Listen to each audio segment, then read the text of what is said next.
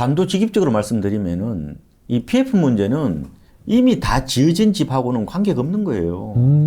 건설 산업이 무너지는 거하고 기존 이 집값이 무너지는 거하고 반드시 같냐고 이게요. 이 정확히 뭐예요? 근데 이 프로젝트 PF라는 그냥 게? PF가 그거죠. 그러니까 말하자면은 우리가 대출을 내려면은 담보를 잡잖아요. 그렇죠. 뭐 집이 있거나 PF는 없잖아요. 담보가 없잖아요. 이게 사업성만 보고 대출을 해주는 거라고 그러니까 보면 소위 말해서 계획만 보고 그렇죠. 그냥 대출 내주는 거네. 개연성, 앞으로의 수익이 얼마 정도 발생할 거냐 이걸 보고 이제 어떻게 보면은 선진기법 투자라고 볼 수가 있죠. 그래서 이게 이제 지금 뭐 저축은행이나 뭐 금고라든지 뭐 증권, 은행 이런 데서 지금 물려 있는 게 많단 말이에요. 새해 한 6월에 아마 이게 만기가 많아요.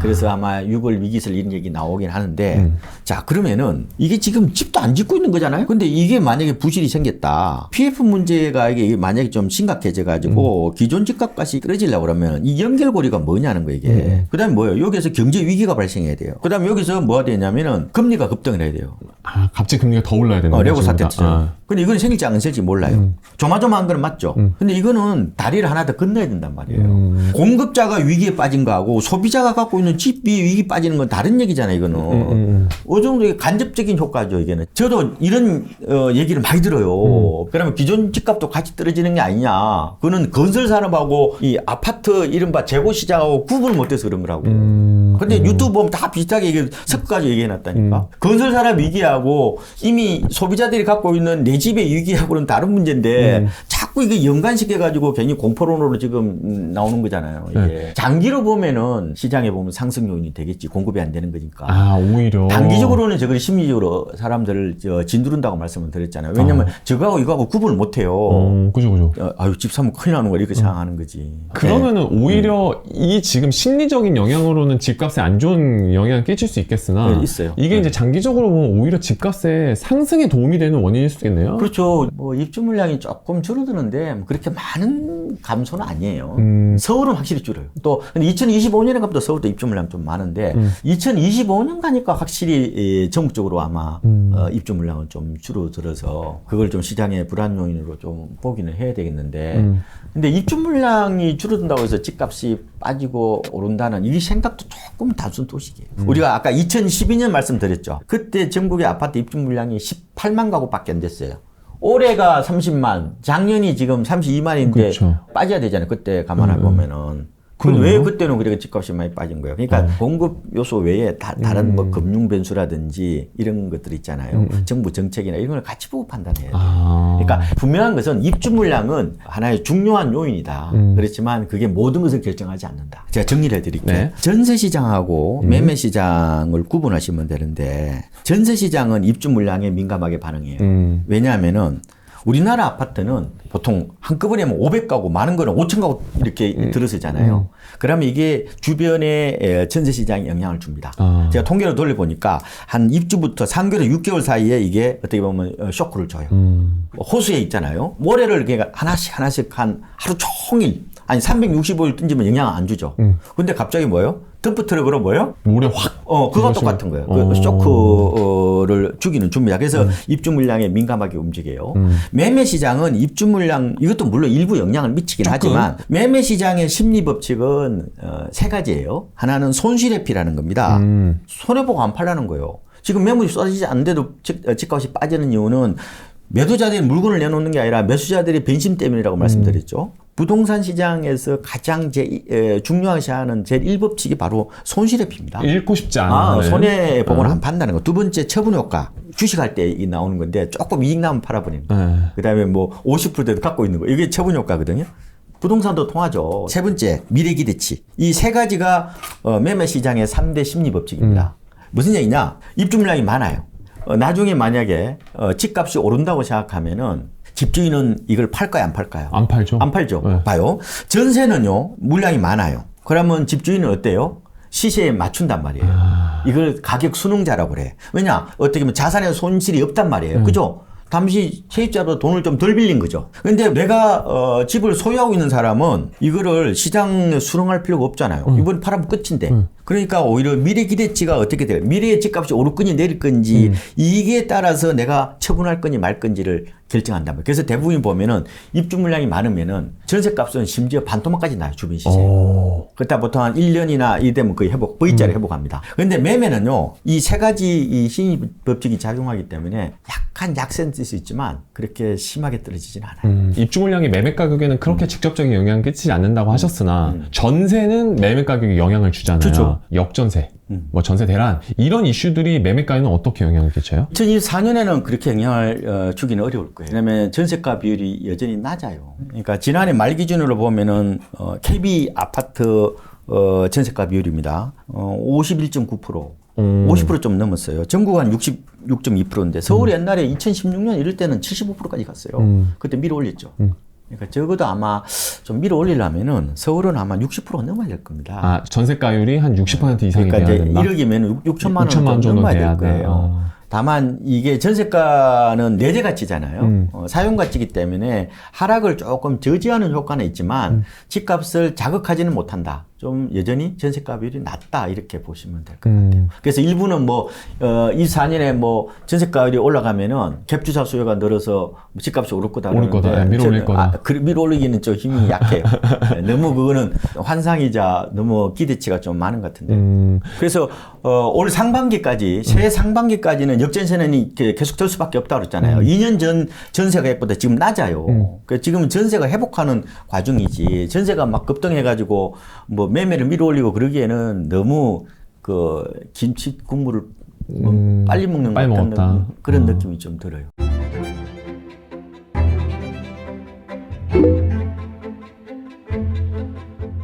그럼 이제 가계부채 얘기를 좀 하고 싶은데 맞아요. 가계부채가 계속 늘어서 이게 문제라고 하는데 그래서 가계부채가 진짜로 심각한 문제를 일으킬 수 있는지가 좀 궁금하네요. 이 자료가 어떤 걸 의미하는 거예요? 이게 통계청의 자료인데요. 네. 우리나라 이제 가계부채 비율은 가처분 소득, 그러니까 이제 세금 빼고 보통 보면 저게 따지는데 저게 지금 200%가 넘었죠. 우리가 2022년 통계를 보면은 203.7%예요. 2021년은 이보다 더 높았어요. 209.8이었거든요. 보니까 뭐 스페인 같은 데도 뭐 96.2, 프랑스 126.1, 우리보다 낮잖아요. 영국이 146.2, 150%를 넘지 않잖아요, 대부분이. 그래서 이제 이것 때문에 이걸 가지고 집값이 폭락 온다고 얘기하는 사람도 많아요. 저것 때문에 왜 집값이 떨어진다고 얘기를 하는 거죠? 가계부채가 많으면은 소비할 여력이 없잖아요. 부동산은 소비 아니에요? 그렇죠. 이제 부동산을 사거나 임대해야 되니까. 네. 근데 이렇게 보시면 될 것 같아요, 저는. 이게 분명히 우리나라 가계부채 문제는 우리 경제의 큰 위험 요소이고 바위덩어리예요. 가계부채는 제가 보면은 고혈압이나 당뇨 같은 거예요. 고혈압이나 당뇨도 잘 관리하면은 자연수명을 누린단 말이에요. 위험하긴 하죠. 조마조마하죠. 즉 가계부채는 위기 때 우리나라 주택시장을 쑥대밭으로 만들어버리는 겁니다. 평상시 때는 별로 관계없다. 2022년에 전국 아파트 실거래가가 무려 17%가 빠졌다고 그랬잖아요. 미국의 케이센 실리 지수가 똑같은 실거래가예요. 그게 5.6% 올랐어요. 미국이 그럼 더 올렸죠. 올해도 미국이 보니까 거의 6% 넘게 올랐어요. 미국이 그 2년 사이에 지금 어떻게 보면은 10% 이상 올랐단 말이에요, 지금. 근데 우리나라가 왜 이렇게 가면은 미국발 고금리 태풍이 부니까 왜 모래성처럼 무너져 버려요. 가계부채가 많으니까 못 버티는 거죠. 그리고 우리나라는 대출은 상당 부분이 변동금리잖아요. 그러니까 뭐예요?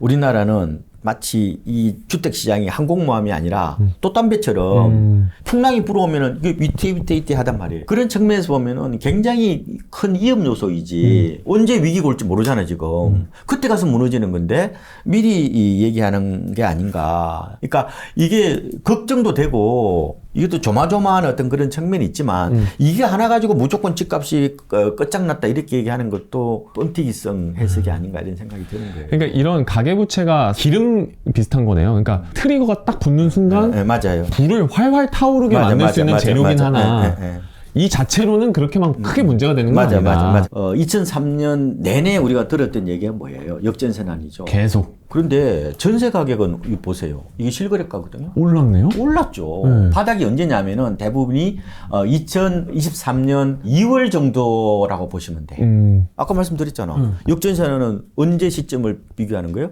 2년 전 시점. 그러네요. 그래서 역전세는 2024년 상반기까지도 계속될 수밖에 없다. 그런데 전세 가격은 항상 비교 시점이 전년 말이거나 네, 전년 말과 한 달 한 전이거나. 달 그렇게 비교하면은 지금은 이렇게 보시면 되죠. 전세 가격 상승과 역전세난이 중첩돼서 나타나는 그런 해가 아마 새해 상반기가 아닌가 이렇게 보는 거죠. 우리가 자꾸 이제 너무 한쪽만 바라보니까 어떻게 지금 전세 가격이 올라간다는데 또 역전세는 한쪽에도 계속된다고 그러고 똑같이 생각하는 그런 경향이 있는 거죠. 그렇지 않아요. 시장은 여러 가지 측면에서 보셔야 되는 거야. 뭐 PF 문제라든지 또 입주 물량 문제라든지 가계부채 문제 이런 것들도 전반적으로 중대한 요인인 것은 맞지만 그게 내일 모레 바로 그렇게 뻥 하고 터지는 어떤 그런 상황은 아니라는 거예요. 재테크를 잘하려면은 너무 한쪽으로 쏠리지 말고 양쪽 면을 다 고루고루 이렇게 파악을 해서 균형추를 잘 가져야 된다. 이게 참 재밌더라고요. 가슴이 떨리면 사고, 손이 떨리면 그만둬라. 예. 이게 어떤 의미인가요? 제가 어느 분한테 그런 질문을 받았어요. 약간 메타포 같은 거죠. 은유 같은 건데 니체가 그런 얘기를 합니다. 몸은 커다란 이성이다. 단순하게 정신의 어떤 그런 움직이는 기계가 아니에요. 몸으로 느끼는 거거든. 내가 저 아파트를 가봤는데 너무 마음이 드는 거야. 막 가슴이 설레. 진짜 그런 경우 있다니까요. 그런데 내가 대출을 낼 때 대출이 너무 많아가지고 떨려. 손이 떨려. 손이 떨리면 관계 없는데 몸이 떨린다. 그러면은 대출을 중단하셔야 된다고. 그 얘기군요. 그러니까 뭐냐면은 이게 굉장히 상징적인 말이거든요. 왜냐면은 대출이 너무 많으면은 그거 빚의 노예가 돼요. 저는 몰라 젊은 분들이 욕망을 한꺼번에 달성하려고 대출을 어떻게 보면 영혼까지 끌어서 하는 거는 사람마다 달라요. 그런데 대출도 조금 무리하게 하는 거는 관계없어요. 집값이 40% 정도. 요 정도는 괜찮아요. 그래야 내가 전략을 나도 하게 되거든. 나도 모르게. 그러다 보면 내가 대출을 갚으면 또 어느 정도 부를 이루고 하는 측면이 있단 말이에요. 그런데 너무 많이 내면은 40% 이상 내버리면은 이게 엄청나게 큰 파이가 돼요. 어차피 대출은 지렛대 내는 거잖아요. 그러니까 지렛대를 길게 하면 길게 할수록 파이가 잘 들려요. 근데 문제는 너무 길게 하면은 지렛대가 부러져요. 그래서 대출은 적정량이라는데 그게 쉬운 게 아니에요. 그래서 저는 가급적 30% 이내 정도를 추천드리는데 집값의 30%, 그 다음에 내 월급이 있잖아요. 원리금 지출액이 내 월급의 30% 정도. 조금 더 내시더라도 한 40% 정도만 내시는 게 그래도 조금은 낫지 않을까. 진짜 가서 몸을 한번 느껴보세요. 진짜 내가 저거 내 마음에 너무 들어. 저기 살면 내 앞으로 삶이 엄청 행복할 것 같아. 그러면 작은 가슴 떨림이 있단 말이에요. 그거. 누구나 미세한 설렘. 미세한 떨림. 설렘. 미세한 떨림. 요거면 샀대. 그러면 가격이 떨어지더라도 내가 집을 사랑하기 때문에 버틸 수 있군요. 스트레스를 덜 받아요. 그게 바로 집의 재탄생이에요. 아까 말씀드렸던 거. 대출에 대해서는 손이나 몸이 떨릴 때는 하지 말아라. 하지 말아라. 좀 줄여라. 그래서 이런 얘기를 하는 거예요. 요새는 저축을 너무 그렇게 좀 경시하는 경향이 있는데 저축은 나를 위해서 사는 인생이고 예? 빚은 남을 위해서 사는 인생이다 이런 말이 있어요. 제가 드리고 싶은 말씀은 빚은 쓸 수밖에 없어요. 그럼요. 썼는데 너무 많이 쓰면은 내 삶이 고달파요. 적정량으로 써보시고 사인할 때 손 떨리는 걸 보고 판단해라. 판단해라 이런 말씀을 드리겠습니다.